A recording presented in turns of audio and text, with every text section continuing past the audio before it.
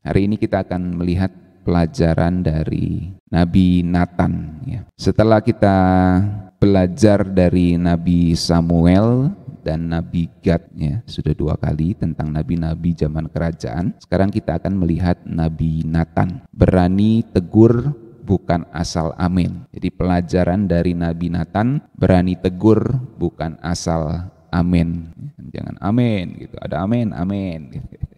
Jadi dia berani tegur bukan asal amin, saudaraku ya. Nabi Nathan adalah salah satu nabi yang hidup pada zaman Raja Daud dan Salomo dalam periode kerajaan Israel bersatu. Nabi Nathan adalah sosok nabi yang berani menegur raja, tetapi juga menjadi penasihat spiritual yang bijaksana. Ia tidak mencari popularitas atau takut kehilangan posisi, tetapi Nathan adalah contoh keberanian, kebenaran, dan hikmat dalam menyampaikan firman Tuhan atau menyampaikan pesan Tuhan. Saudaraku, Nabi Nathan muncul pertama kali dalam Alkitab ketika Raja Daud ingin membangun Bait Allah. Dalam 2 Samuel 7 ayat 1-17, Tuhan berbicara melalui Nabi Nathan menyatakan bahwa bukan Raja Daudlah yang akan membangun bait suci, tetapi keturunannya nanti. Dalam hal ini kita tahu itu Salomo ya. Namun momen paling terkenal dari Nabi Nathan adalah saat ia apa, saudaraku? Iya benar, saat dia menegur Raja Daud setelah peristiwa dosa dengan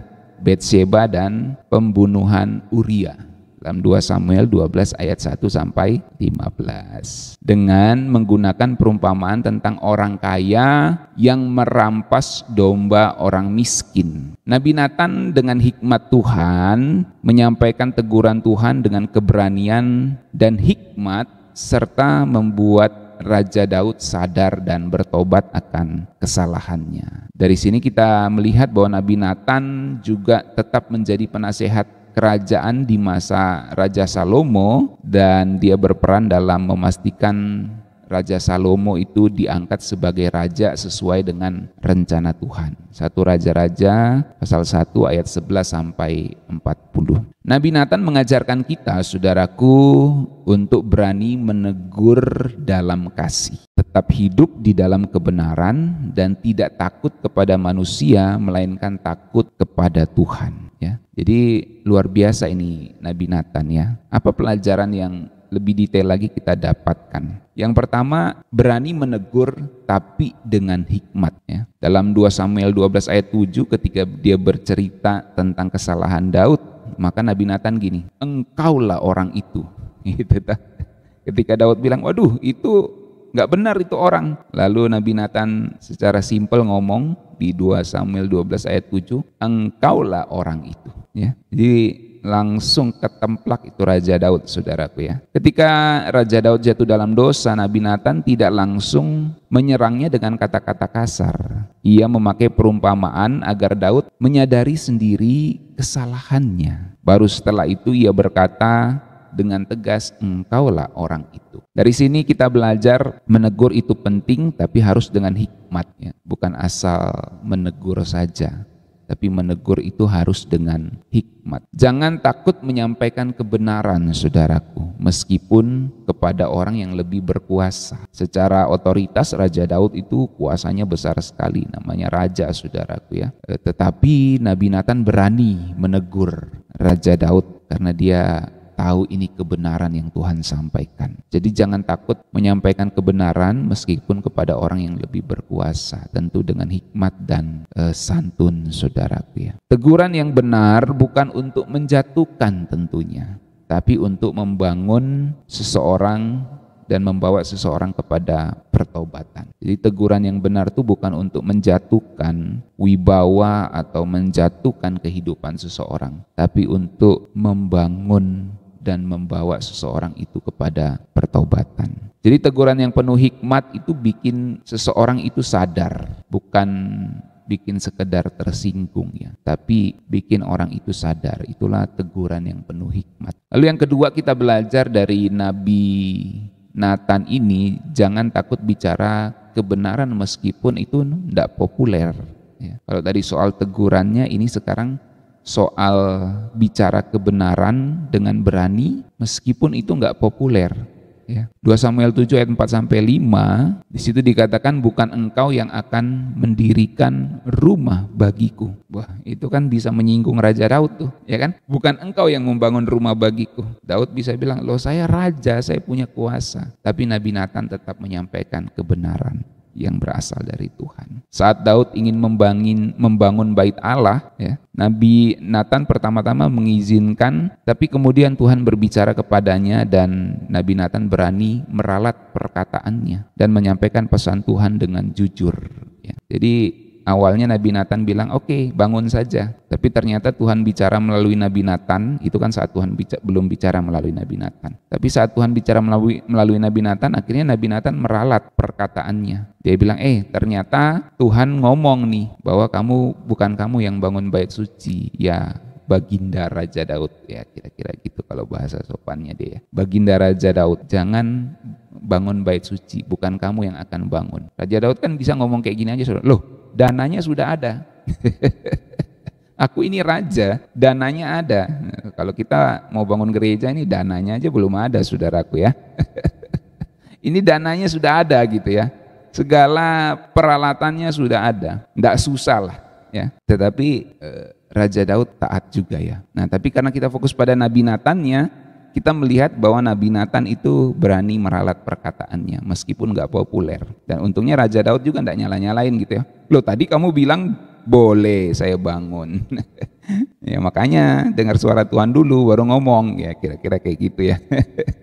Tapi artinya gini loh, meralat perkataan dengan berani meskipun nggak populer itu sesuatu yang tindakan yang jujur dan berani asal itu memang sesuai dengan kehendak Tuhan. Jadi saudaraku, berani berbicara kebenaran meskipun itu bertentangan dengan harapan banyak orang, itu harus berani kita lakukan. Ya, jangan kita ngomong sesuatu yang populer saja, yang membuat orang senang, membuat orang suka sama kita. Jadi berbicara kebenaran itu nggak gampang, saudaraku.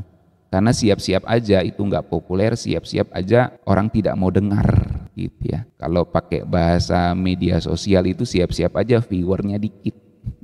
Karena yang dibicarakan kebenaran, banyak orang nggak suka kebenaran gitu ya. Yang benar-benar, banyak orang yang hanya mencari kesenangan bagi telinga, kesenangan bagi hasrat-hasrat duniawinya saja ya. Jadi kita harus berani bicara kebenaran meskipun itu bertentangan dengan harapan banyak orang, saudara. Dan jangan takut mengakui kesalahan kalau memang Tuhan memberikan arahan yang berbeda. Karena memang seringkali seseorang ngomong itu berasal dari dirinya sendiri, bukan berasal dari hikmat Tuhan. Tapi ketika hikmat Tuhan datang, maka orang itu mengoreksi, mengakui kesalahan karena memang Tuhan ternyata memberikan arahan yang berbeda. Dan jangan takut mengakui kesalahan. Itu menariknya dari kisah Nabi Natan ini, saudaraku ya. Dari sini kita melihat integritas seorang nabi itu lebih penting daripada popularitasnya di hadapan manusia. Jadi dalam hal ini integritas kita itu lebih penting daripada popularitas kita. Saya ulangi, integritas kita itu lebih penting daripada popularitas kita di hadapan manusia. Karena integritas kita itu akan dinilai di hadapan Tuhan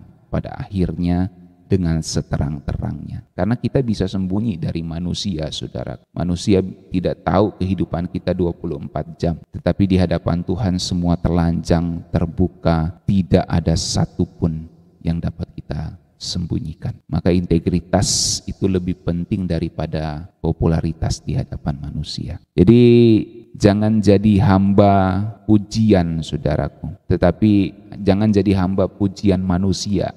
Makan puji istilahnya, suka makan puji ya. Lebih baik disukai Tuhan daripada viral populer di dunia. Apa artinya viral populer di dunia, disukai, banyak followernya, banyak pengikutnya, tetapi ternyata tidak disukai oleh Tuhan? Tragis banget, saudaraku ya. Jadi lebih baik kita nggak dikenal banyak orang tetapi disukai Tuhan. Tuhan memandang dari sorga dan melihat di antara manusia di bumi ada orang-orang yang mencari Dia setiap pagi di setiap menit-menit hidupnya. Walaupun dia tidak terkenal, walaupun orang tidak pandang dia berharga, walaupun orang pikir dia tidak berpendidikan, walaupun orang pikir dia adalah orang yang biasa-biasa saja, tidak pernah tampil di mimbar, tidak pernah tampil di muka, tidak pernah viral, tidak pernah populer, tapi dia berkenan kepada Tuhan. Itu lebih penting, saudaraku. Karena pada akhirnya kita semua akan menghadap Tuhan. Apalah artinya menjadi populer, menjadi terkenal kalau kita tidak berkenan di hadapan Tuhan. Jadi menarik ya kisah Nabi Natan itu ya. Dia tidak takut bicara kebenaran meskipun itu tidak populer. Kemudian yang ketiga, saudaraku, kita belajar bahwa teguran dari Tuhan itu adalah anugerah, bukan malapetaka. Dari kisah Nabi Natan menegur Raja Daud, kita belajar bahwa sebenarnya teguran daripada Tuhan, kalau itu datang dalam kehidupan kita, itu bukan malapetaka, tapi itu sebuah anugerah yang mengajarkan kita untuk kembali ke jalan Tuhan. Dalam 2 Samuel 12 ayat 13, Raja Daud mengakui itu. Dia berkata, aku telah berdosa kepada Tuhan. Jadi setelah ditegur oleh Nabi Natan, Raja Daud tidak marah, dia tidak membela diri, dia tidak menyalahkan Nabi Natan juga, dia tidak menyalahkan orang lain. Bahkan Raja Daud langsung berkata, aku telah berdosa kepada Tuhan. Ini menunjukkan bahwa teguran dari Tuhan itu bukan untuk menghancurkan, tapi untuk memulihkan. Saya ulangi, teguran dari Tuhan itu bukan untuk menghancurkan, tapi untuk memulihkan. Yang menghancurkan dari Tuhan itu adalah murkanya pada akhir zaman nanti. Tidak ada lagi pengampunan di situ, saudaraku ya. Karena itu sudah menjadi waktu untuk penghakiman Tuhan. Dan sebelum hari itu datang, mari kita dengarkan teguran Tuhan dalam hidup kita. Karena teguran Tuhan itu datang untuk memulihkan kehidupan kita. Saya nggak tahu setiap kita ditegur Tuhan dengan cara bagaimana. Kita berurusan dengan Tuhan masing-masing. Tapi kalau Tuhan sudah datang menegur kita, itu tujuannya untuk memulihkan kehidupan kita, saudaraku. Oleh sebab itu jangan alergi terhadap teguran, karena itu adalah tanda kasih Tuhan. Saya ulangi, jangan alergi terhadap teguran, karena itu adalah tanda kasih dari Tuhan. Orang yang rendah hati akan menerima teguran dan bertobat, bukan mencari pembenaran. Raja Daud menunjukkan kerendahan hatinya. Meskipun dia raja, dia dengan rendah hati menerima teguran dari Nabi Natan, tentu teguran Tuhan melalui Nabi Natan, dan dia bertobat, bukan mencari pembenaran. Jadi jangan bangga kalau kita selalu dipuji, saudaraku. Sebab teguran yang benar itu pada akhirnya akan bisa menyelamatkan diri kita sendiri. Kalau kita sudah biasa makan puji, dipuji, giliran ditegur, kita malah marah, nah itu bahaya. Makanya jangan jadi orang yang biasa makan puji. Ya, begitu dipuji-puji, wah senang dia. Begitu satu kali ditegur, dia langsung down. Gak boleh, saudaraku ya. Sebab teguran itu, yang tentu teguran yang benar yang berasal dari hikmat Tuhan, itu akan menyelamatkan kita. Saudaraku, teguran Tuhan itu seperti GPS yang bikin kita balik ke jalan yang benar. Kalau kita sudah tersesat, pada akhirnya kita buka Google Map, buka Waze, maka teguran Tuhan itu akan mengembalikan kita kepada jalur, kepada road, kepada rute, kepada jalan yang benar. Saudaraku, kemudian dari Nabi Natan kita juga belajar hidup dalam kebenaran sampai akhir. Dalam 1 Raja-Raja 1 ayat 11 sampai 40, Nabi Natan memastikan Salomo naik tahta sesuai dengan rencana Tuhan. Ya. Nabi Natan bukan hanya nabi yang menegur dosa Raja Daud, tapi dia juga seorang pemimpin yang menjaga kebenaran dalam pemerintahan Israel, saudaraku. Israel bersatu, saat itu belum terpecah. Ya. Ketika Adonia atau seorang yang bernama Adonia berusaha merebut tahtanya Daud maksudnya, Nabi Natan bertindak cepat untuk mendukung Salomo sesuai dengan janji Tuhan kepada Raja Daud. Jadi Nabi Natan ini yang memastikan Raja Salomo itu naik tahta. Karena waktu Raja Daud turun tahta atau mangkat, itu ada seorang yang bernama Adonia mau merebut tahtanya Daud, saudaraku. Tapi Nabi Natan sebagai seorang nabi dan pemimpin saat itu juga, dia menjaga kebenaran dalam pemerintahan Israel dan dia memastikan bahwa Salomo lah yang akan menjadi raja meneruskan pemerintahan ke tahta Daud, saudaraku ya. Dari sini kita belajar bahwa berjuang untuk kebenaran itu bukan hanya saat kita masih muda, tapi juga sampai akhir hidup. Karena waktu Salomo mau naik tahta, Nabi Natan itu sudah tua, saudaraku. Dan dia memastikan bahwa Raja Salomo ini akan naik tahta dan tahta yang seharusnya dia duduki tidak direbut oleh Adonia. Jadi di dalam masa tuanya pun Nabi Nathan berjuang bukan hanya saat muda saja. Dia berjuang sampai akhir hidupnya memastikan pesan Tuhan itu sampai kepada kerajaan Israel. Jadi luar biasa ya. Jadi kalau kita sudah tua, saudaraku ya, sudah ubanan, sudah keriput, ya, kita harus tetap berjuang untuk kebenaran Tuhan. Amin. Yang tua, yang muda juga harus amin. Amin, aweng. Berjuang untuk kebenaran, aweng. Nah, jangan hanya menjadi nabi saat ada masalah, atau jangan hanya menjadi penyampai pesan Tuhan saat ada masalah. Tetaplah setia di segala musim hidup kita, saudaraku. Ya, jadi kita itu harus menjadi orang yang setia kepada Tuhan di setiap musim hidup kita. Sebab kebenaran itu harus diperjuangkan, bukan hanya dipercayai. Saya ulangi, kebenaran bukan hanya untuk dipercayai, tapi juga untuk diperjuangkan. Itu sebabnya kita nggak boleh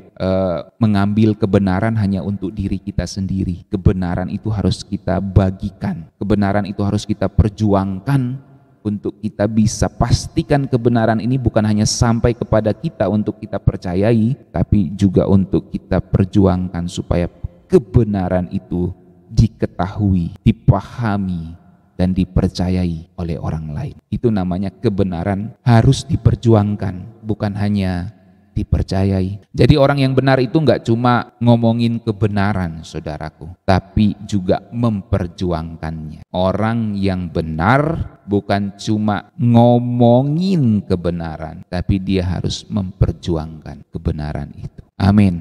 Itulah pelajaran dari Nabi Nathan, saudaraku ya. Mari kita berdoa.